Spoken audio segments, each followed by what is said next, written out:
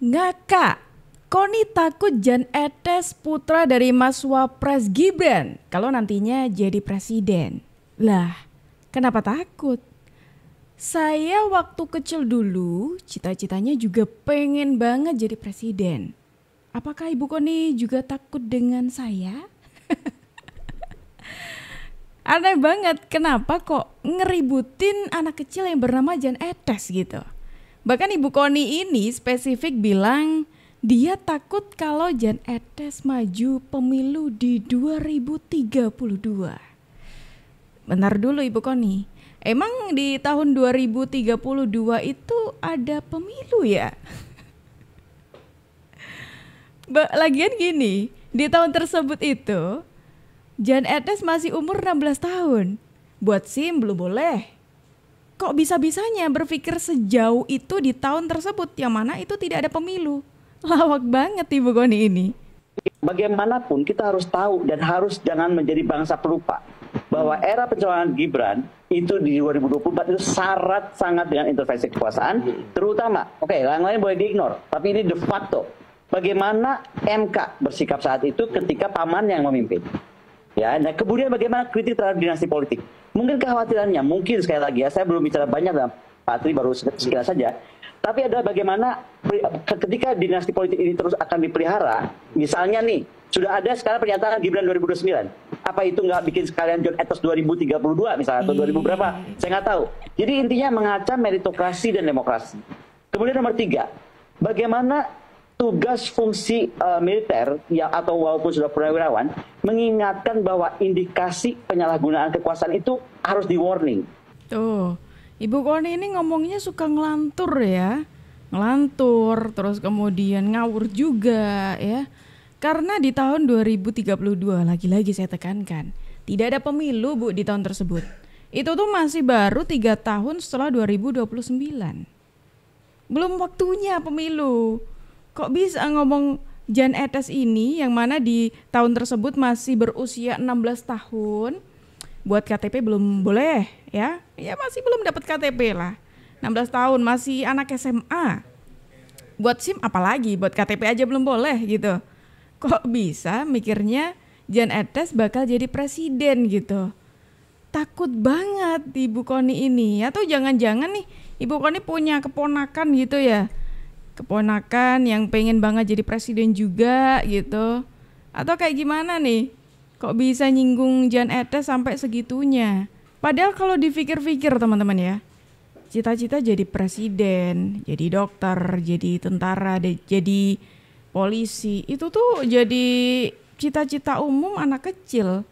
Apalagi kalau orang tuanya juga punya profesi seperti itu. Publik gaduh dengan viral video Jan Etes bercita-cita ingin jadi presiden. Ngapain gaduh coy? Udah biasa itu mas. Setiap anak kalau misalnya ditanya, cita-citamu pengen jadi apa gitu. Ya pasti jawabannya pengen jadi presiden bu, pak. Itu hal yang pengen wajar, jadi cita-cita guru, yang wajar, pengen gitu. jadi dokter, pengen jadi polisi. Kenapa dibikin gaduh? Kenapa diributin? Apakah karena beliau anak dari wakil presiden terpilih sehingga salah kalau misalkan Jan Etes bercita-cita ingin jadi presiden? Lagian jawaban Jan Etes saat ditanya cukup masuk akal. Ditanya cita-citamu pengen jadi apa ketika dewasa kelak? Cucu Jokowi itu lantang mengatakan ingin jadi presiden. Ya apa salahnya? Dia ingin mengikuti jejak sang kakek gitu. Ya, lagian itu kan yang nanya juga wartawan ya kepada Jan Etes, bukan sengaja Bapak Jokowi atau Bapak dari Jan Etes yakni Mas Gibran yang bertanya kepada anaknya. Jadi udahlah, nggak usah dibesar-besarkan. Jangan mengkait-kaitkan dengan wah ini mah memperpanjang durasi dinasti. Semakin gak masuk akal ya kan. Cita-cita anak yang wajar saja gitu ya. Punya kakek sebagai presiden, mantan presiden sekarang ya, presiden ke-7. Itu dia kan pasti melihat, pertama kali yang dia lihat adalah orang-orang di sekitarnya. Jadi wajar saja seorang anak kecil yang bercita-cita menjadi presiden karena kakeknya juga seorang presiden dulunya. Wajar gitu loh. Terus kenapa terus-terusan dipermasalahkan gitu? Yang lebih lucu nih kayak gini. Anak di luar sana tidak dipermasalahkan dengan cita-citanya yang menjadi presiden. Emang Jan Etes saja yang pengen jadi presiden? Pastinya enggak. Contoh seperti saya juga pengen jadi presiden dulu waktu saya kecil. Dan lucu lagi gak cuma Jan Etes yang dipermasalahkan. Karena ibaratnya gini, di mata Ibu Koni itu semua keluarganya Pak Jokowi tidak ada yang benar, semuanya salah. Karena lagi-lagi Ibu Koni juga membuat keributan soal Ibu Iriana. Sampai saat ini gua masih heran, sosok seperti Ibu Iriana yang lugu, yang tidak banyak bicara, masih saja dituduh macam-macam. Mana yang nuduhnya 180 derajat sifat dan kelakuannya. Bayangkan, wanita yang dituduh ini adalah wanita yang tidak diragukan lagi kesetiaannya, menemani Pak Jokowi dari nol sampai saat ini. Sedangkan mohon maaf, wanita yang menuduh Bu Iriana macam-macam adalah wanita yang mempunyai track record gagal berumah tangga sebanyak 3 kali. Kalau dalam sepak bola itu namanya hat-trick, Bu. Kita tahu belakangan ini, haters Jokowi menyebar video editan Ibu Iriana suka main terong. Ibu Iriana jadi sasaran fitnah, terong, dan apem. Fitnah itu salah satunya disebar akun TikTok @nopibule9. Di kontennya, Nopi mengaku melihat video Koni Bakri yang bilang Ibu Iriana jangan tenang-tenang aja. Nopi mengaitkannya dengan isu terong bulurah dan bulurah bagi-bagi apem yang lagi ramai dibahas di media sosial X. Nopi mengatakan kali aja kan dia nemu terong yang enak terus langsung suka. Ya, tidak bisa dipungkiri semua tuduhan dan fitnahan yang mengarah kepada Ibu Iriana ini bermula dari mulut Ibu Koni ini. Nama Iriana mencuat bermula saat Koni Bakri menyinggung kedekatan para gubernur Lembaga Ketahanan Nasional atau Lemhanas dengan Presiden dalam acara podcast yang dipandu ex-ketua KPK Abraham Samad. Menurut Koni, selama dirinya kenal gubernur Lemhanas, tak ada yang seperti politikus PDIP Andi Wijayanto atau Awe. Koni mengatakan emang dia nggak bisa ngecek yang bocorin, yang ngarang-ngarang berita itu siapa. Jangan salah, of course, Andi juga punya kartu trap. Mungkin dia punya kartu trap Ibu Iriana. By the way, Ibu Iriana jangan tenang-tenang, Bu. Babak Ibu belum keluar, oke? Koni lantas menyebut Andi dipastikan juga memiliki data-data terkait dokumen skandal pejabat negara. Ya, tapi terserah kalian lah mau percaya siapa. Yang jelas untuk saya pribadi, saya lebih percaya Ibu Iriana ketimbang wanita yang gagal rumah tangga sebanyak 3 kali. Ibaratnya tuh ini kayak maling teriak maling, teman-teman. Dia sok-sokan menuduh orang lain melakukan yang tidak-tidak, tapi dirinya sendiri yang sebetulnya melakukan yang tidak-tidak. Karena apa? Karena menurut rekam jejaknya juga ternyata terkuak di publik, teman-teman. Ada yang bocor perihal Ibu Koni. Dan ternyata ketika kita baca kok astagfirullahaladzim. Ini dia yang bocor, teman-teman. Ini adalah isi BAP skandalnya Ibu Koni. Coba kita baca ya. Coba kita baca. Ini salah satunya secara tidak sadar menyadari dan menghendaki bahwa tersangka sengaja melakukan kesusilaan dengan saksi 2, Saudari Rahakundini Laspetrini alias Koni Bakri di tempat-tempat umum. Waduh. Ini ada lagi nih. Melakukan zina, masih sama ternyata topiknya ya. Ini isinya bahwa tersangka pernah melakukan hubungan badan sebagaimana layaknya suami istri dengan saksi 2, Saudari Rahakundini Laspetrini alias Koni Bakri sebanyak 13 kali. Waduh. Ternyata Ibu Koni ini selain cuma bisa omong aja alias omong kosong omongannya, yang suka ngelantur omongannya, tidak disertai bukti ya. Ternyata Ibu Koni ini cukup bermasalah ya. Menuduh orang lain melakukan yang tidak-tidak, ternyata dirinya sendirilah orang yang melakukan yang tidak-tidak gitu ternyata. Ini isi BAP-nya loh, yang waktu itu sempat membuat Ibu Koni panik. Ya, saya ingat banget itu ya. Bahkan tidak cuma Ibu Koni aja. Kalau kita coba melihat rekam jejaknya, mantan suami dari Ibu Koni itu ternyata juga bermasalah. Jaya Suparman, yang pensiun sebagai Pati TNI AD pada tahun 2006, terjerat dalam kasus korupsi yang melibatkan pembebasan lahan untuk jalan tol di Malang. Kasus ini mengemuka pada tahun 1998, ketika Jaya menerima kompensasi dana sebesar 176 miliar rupiah dari PT Citra Marga Nusaphala Persada, CMNP, atas tukar guling lahan seluas 88 hektar milik Kodam Brawijaya. Dalam perjalanan kasusnya, Jaya divonis hukuman 4 tahun penjara dan denda sebesar 30 juta rupiah pada 26 September 2013 oleh Pengadilan Militer Tinggi 3 Surabaya.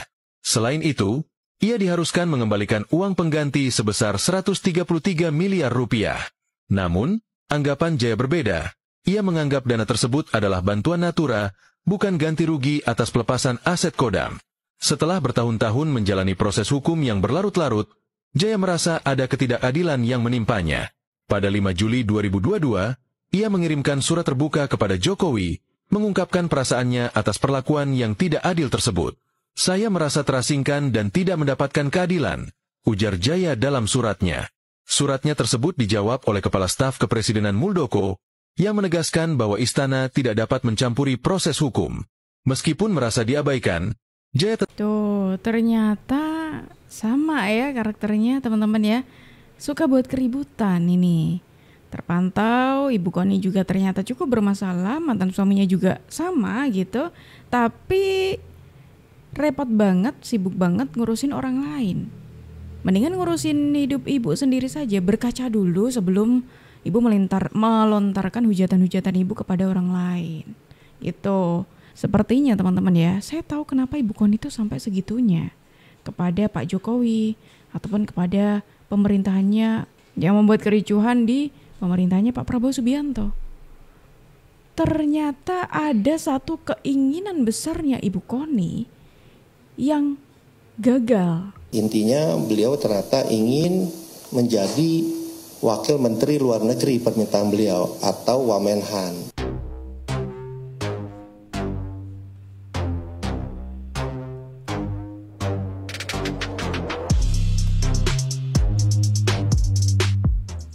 Kemudian dan yang kedua adalah sebelum pulang Bu Koni bicara ke saya, kita bicara berdua. Intinya beliau ternyata ingin menjadi Wakil Menteri Luar Negeri permintaan beliau atau Wamenhan, tapi lebih pengen jadi Wakil Menteri Luar Negeri.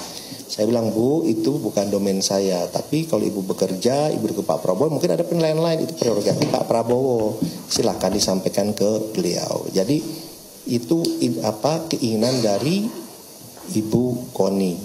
Yang disampaikan saya ingin menjadi Wakil Menteri Luar Negeri, keinginannya atau Wamenhan, tapi lebih ke Wamenlu. Beliau menyatakan dengan pengalaman beliau dan yang lain-lain. Itu seperti itu. Saya bilang silakan saja nanti disampaikan. Jadi itu yang bisa saya sampaikan ya kembali lagi kita kan ingin memberikan selalu edukasi ke publik yang baik yang benar ya kan ya hal-hal seperti ini saya sih menanggapinya pas saya dikasih tahu ya saya sih senyum saja bilang ya ini fitnah seperti ini ya pastinya bermunculan lah pada saat-saat seperti ini tapi saya disarankan oleh tim legal kami ada Pak Habib dan yang lain bikin konferensi pers kasih tahu apa adanya kasih tahu kebenarannya supaya masyarakat dan publik ini juga tahu gitu ya dan mungkin publik juga tahu teman-teman mass media juga bapak-bapak ibu media paling tahu saya itu paling hati-hati berbicara apalagi saya berbicara kepada orang yang baru saya kenal, ya.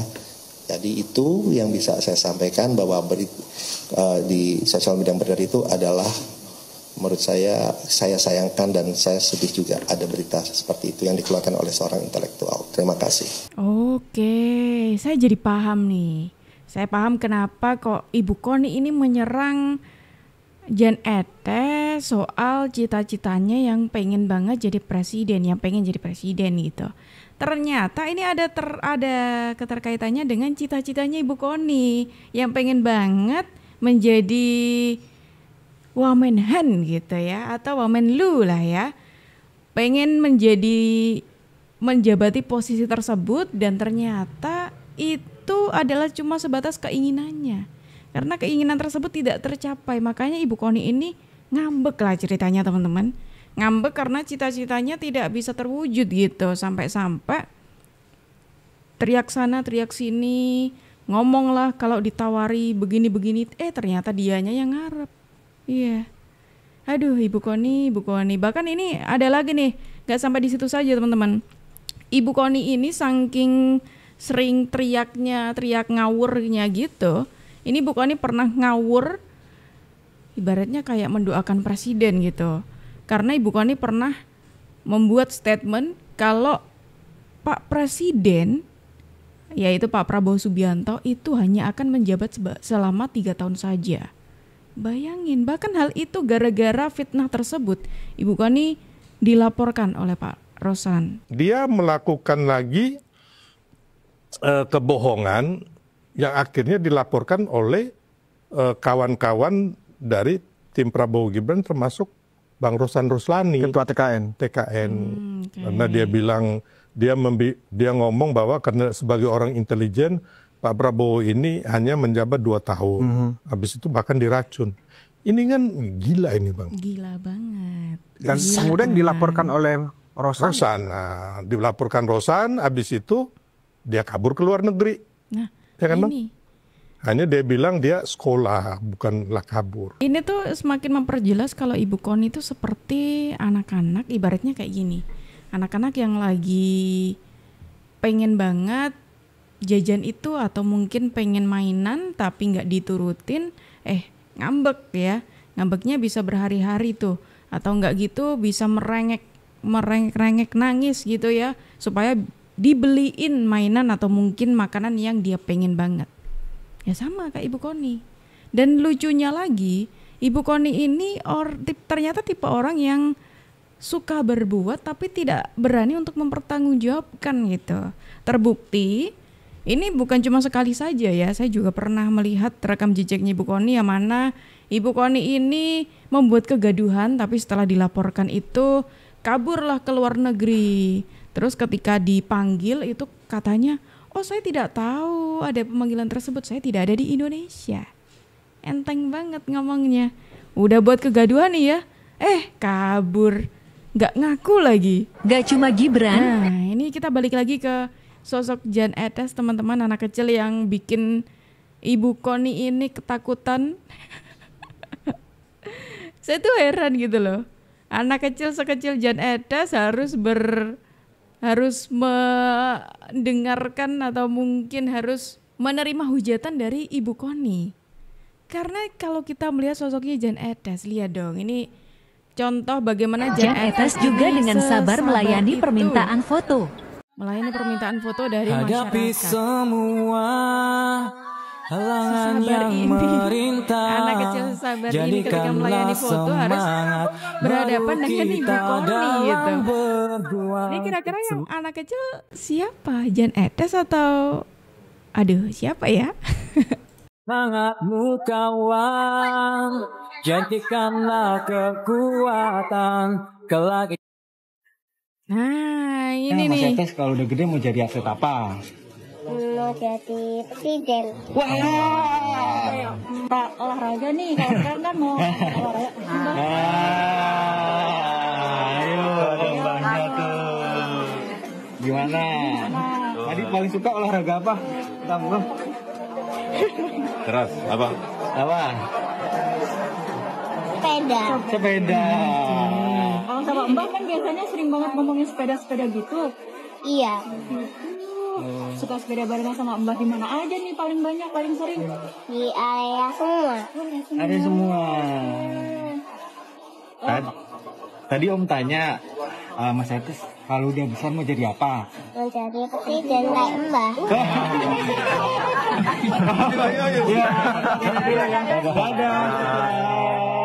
Tuh, itu kan yang dipermasalahkan oleh Ibu Koni atau mungkin netizen yang memang tidak suka gitu ya. Jan Etes pernah ngomong kalau bercita-cita pengen jadi presiden. Dan itu yang dipermasalahkan sampai-sampai Ibu Koni mengatakan Ibu Koni takut kalau nanti Jan Etes di tahun 2032 yang mana itu tidak ada pemilu, daftar pemilu. Daftar dari mananya? Yang mana Jan Etes masih berusia 16 tahun gitu. Dan ini tuh sama seperti yang aku bilang tadi di awal teman-teman. Anak kecil wajar kalau melihat sosok-sosok yang ada di sekelilingnya. Yang mana waktu Jan Etes beranjak ya dari bayi terus beranjak sampai di usia saat ini, orang-orang di sekelilingnya punya profesi presiden.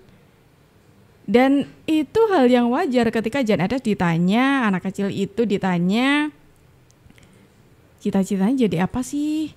Jadi presiden, itu hal yang wajar. Sama ketika anak-anak di luar sana ditanya ketika mungkin orang tuanya yang jadi dokter atau mungkin TNI atau mungkin polisi gitu ya, ditanya tuh cita-citanya jadi apa? Oh saya pengen jadi dokter kayak ibu saya atau TNI seperti ayah saya. Itu hal yang wajar gitu loh. Saya pun juga dulu cita-citanya seperti itu ketika anak-anak, ketika masih kecil. Sama saya juga pengen jadi dokter, saya juga pengen jadi presiden. Semua profesi saya pengen gitu. Ya wajar gitu loh.